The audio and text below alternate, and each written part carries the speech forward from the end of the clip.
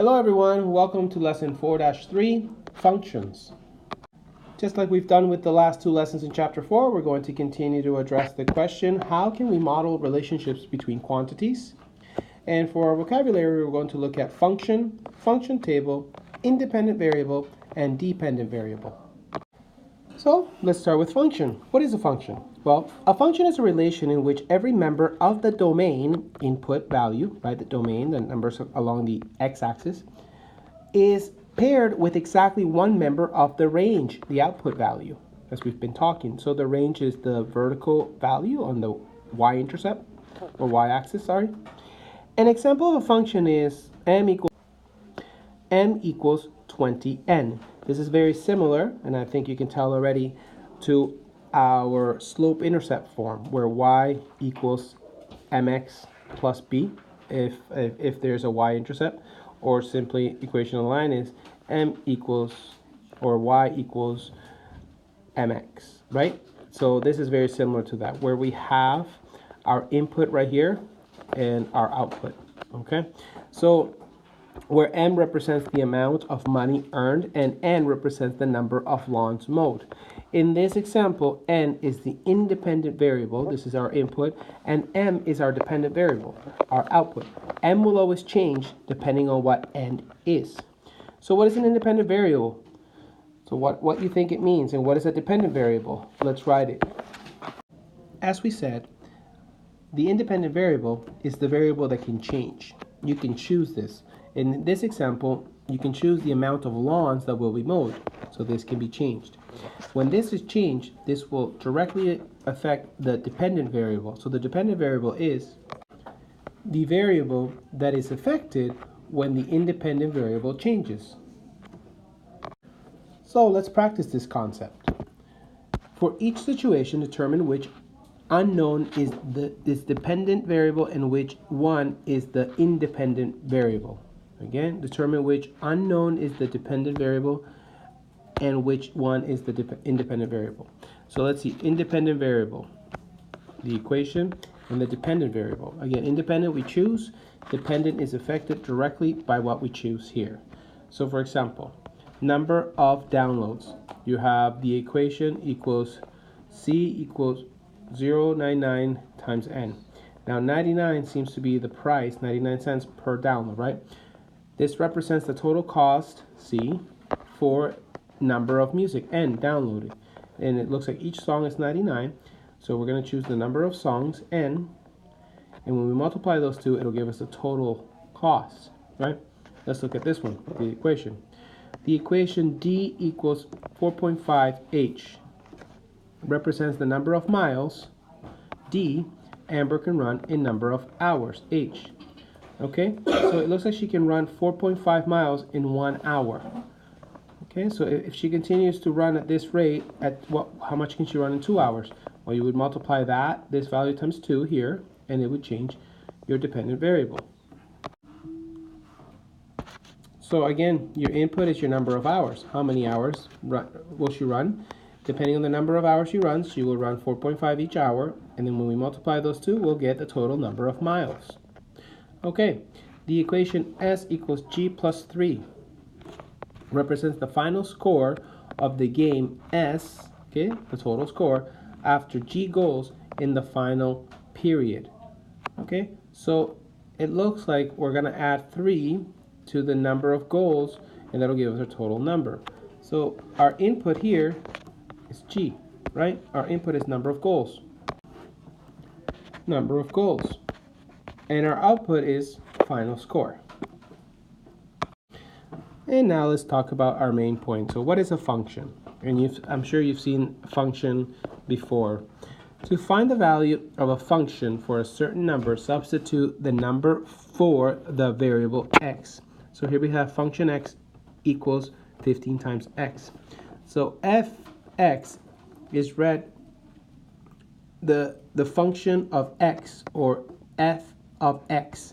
So here we say function of x, or f of x. It is the output or range. This will be our y. Okay, whatever we get here will be our y. And then over here we say the input x is any real number. it is the domain. So this we choose, right? We choose this one, and it'll affect the way this one comes out. So let's try it. Okay. Find function -3 if function of x equals 2x plus 1. Okay. So function of x equals 2x plus 1. We've been told that function is -3. So let's take that -3 and replace it where we have the x's. Right there. There's my x, there's my x. -3 equals 2 times -3 plus 1. Okay, then we solve for that. I get -6 here, right? Plus 1, positive 1. It's going to bring me to -5. So now I have, so if function -3 equals -5. Here we have the guided practice. So now let's, actually not the guided practice, but a practice that we can do together. If you think you know how to do this, please pause the video now and go ahead and try A and B on your own. Pause now. Okay, I hope you paused the video.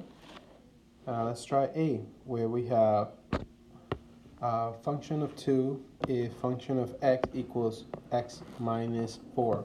Essentially what we're doing is we're going to replace our x value with this 2, just like we did in the example above with -3. So we go ahead, and I'm just going to write my function of 2 is equal to 2 minus 4. And so that my function of 2 is equal to -2. Simple as that. So you have 2 minus 4, -2. Okay, let's try the next one. And here we have function of x. Okay, function 11 if function of x equals half of x plus 5. So again, I'm just going to take this value here and replace it in the x. So I have function of 11 if half of 11 plus 5. Okay, half of 11. I need more space to write, so please follow me up here. Okay, that'll be my next line. I have half of 11 is 5.5, or I could just simply multiply as a mixed number. 1 times 11 is 11, and 11 divided by 2 is 5.5, or 5.5. Plus the 5 here, plus 5, equals 10.5. And that's it. We can organize this information into function tables. So you can organize the input rule and output into function table. The variable for the domain is called the independent variable. Okay, this is the one we put in. This would be our x, because it can be any number. Okay, whatever we choose it to be. The variable for the range is called the dependent variable. This would be our y, okay, or our output, because it depends on the domain. It depends on our x. Let's see that on the table here. Okay. Choose 4 values for x to make a function table for function of x equals x plus 5. So whatever we choose is going to go in there, and it's going to be added to 5. This is our rule. This is our function or rule. Then state the domain and range of the function. Okay, so substitute each domain value x into the function rule, then simplify to find the range value. The domain is, these are the numbers they're giving us. They told us to choose any 4 values. We'll choose 4 values. These are the ones they've chosen. Okay? So they've chosen -2, -1, 0, and 1. You see right there. Now we're going to take these values and we're going to substitute them here for x. X plus 5. Now it becomes -2 plus 5. -1 plus 5, 0 plus 5, and 1 plus 5. This is our rule, okay? And then we get our range, 3, 4, 5, 6, you see? -2 plus 5 is 3. -1 plus 5 is 4. 0 plus 5 is 5, and 1 plus 5 is 6. There you have it. That is a function table. Okay, now let's try making our own function table. Choose the 4 values for x to complete the function table for the function of x equals x minus 7. Then state the domain and range of the function. So we need a table, and through the magic of technology we have one. Boom. So now let's choose values for x. It could be any values you want. I like what they used in the example, so I'm going to choose -1, 0, plus 1, and positive 2, right?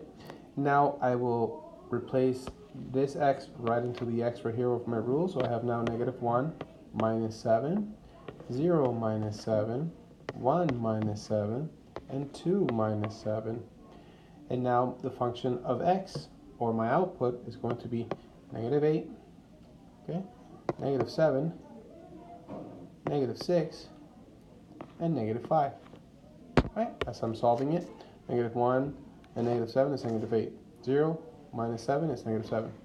Positive 1 minus 7 is negative 6. And 2 minus 7 is negative 5. You can see that right there. Now we want to do our domain. What is our domain? Well, our domain was negative 1, put in parentheses, negative 1, 0, 1, and 2. We chose those. Those are our independent variables. And my range is negative 8, negative 7, negative 6, and negative 5. And there you have it. Okay, let's continue with our examples. There are approximately 770 peanuts in a jar of peanut butter. The total number of peanuts, okay, will be represented by, right here, by this function. P of j, peanuts in a jar, I would assume, is a function of the number of jars of peanut butter purchased, which will be represented by j. So identify the independent and dependent variable. Okay, so since the total number of peanuts depends on the number of jars of peanut butter, the number of peanuts, P and J, is the dependent variable. And the jars of peanut is the independent variable. So depending on how many jars of peanuts we get, we'll be able to, it'll affect directly how many peanuts we have, because that's how many we can put into different jars, right? The more jars I get, the more peanuts I can put into jars. Makes sense. Okay, another example. What values of the domain and range make sense for this? So same example, sorry. Only whole numbers make sense for the domain because you cannot buy a fraction of a jar. Makes sense. You can't just put half a jar there or a quarter of a jar. The range values depends on the domain value. So the range will be multiples of 770. That's essentially our y equals 770 times x. X here would be the number of jars. 770 is the number of peanuts we can fit into a jar. And our y will be our total number of peanuts, right? 770 times 1 is going to be 770.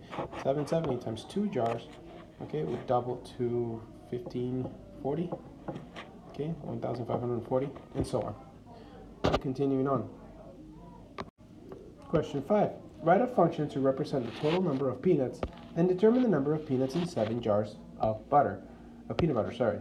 So a function would be the number of peanuts per jar equals 770 times the number of jars. That makes sense right here. So function of peanuts, function of x is equal to 770 per jar to the number of jars, or y equals mx. Okay. The function pj equals 770 times j represents the situation. To find the number of 7 jars, you simply replace the j with 7, as you can see right there, and you get your function. There are 5,390 peanuts in 7 jars of peanut butter.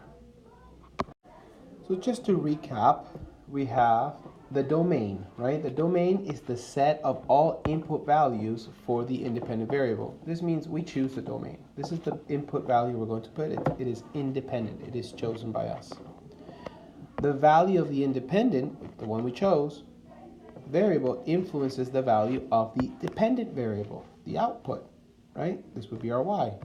The range is where we line up our y. So the range is the set of all output values of the dependent variable. This is what we get after we follow the rule. So again, the domain is what we put in. We follow a rule or a function, and then we get a dependent variable, which is our y. Okay, let's try our last example. For our last example, we have a scrapbooking store is selling rubber stamps for $4.95 each. Okay, each one is $4.95. This already, I can tell, is going to be my slope, essentially. The total sale, function of n, okay, is a function of the number of rubber stamps N sold. So it looks like the number of stamps sold is going to be my independent variable. If I buy one or if I sell one, it's $4.95, right? If I sell two, it's going to be double this number, which would be 990, right? And so on. So identify the independent and dependent variable. I think we just did that, but I'll do it anyway. So D. The number of stamps N is the independent variable. We can choose that number, okay? And that'll tell us once we choose that number and we multiply it by 495, it's going to give us the output. This is our function, right? So the number of stamps N is the independent variable, and the total sales, which would be the total sales would be a function of N, is the dependent variable. The way that we can get the function of N is simply multiplying the number of stamps by the price. That's it, and then we get our function for N. Okay, question E. What values of the domain and range make sense for this situation? Explain. Question E. I'll explain it right here. Well, to me, only whole numbers make sense for the domain, right? For the X, because you cannot buy a fraction of a stamp. The range, the Y, will be multiples of 4.95, because that's the price of one stamp. So we're going to count by multiples of this. And finally, question F. Write a function to represent the total sales, then determine the total sales of 5 stamps. So a function, like we've been talking, a function of number of stamps is going to equal, okay, 495, right? 495 times N, times number of stamps. Okay, I hope that makes sense to you. Each stamp, depending on what we put in, this is our function, will give us our total. So then let's do function of 5. Function of 5 stamps. How much would 5 stamps cost? It would be 495 times 5, right? And 495 times 5 equals 2475. And that's how much 5 stamps would cost. So I hope this all made sense. Now, here is your guided practice. This is how we will start class. Please take a look at the examples. Make sure you feel comfortable with the content so we can hit the floor running. See you in class, everyone.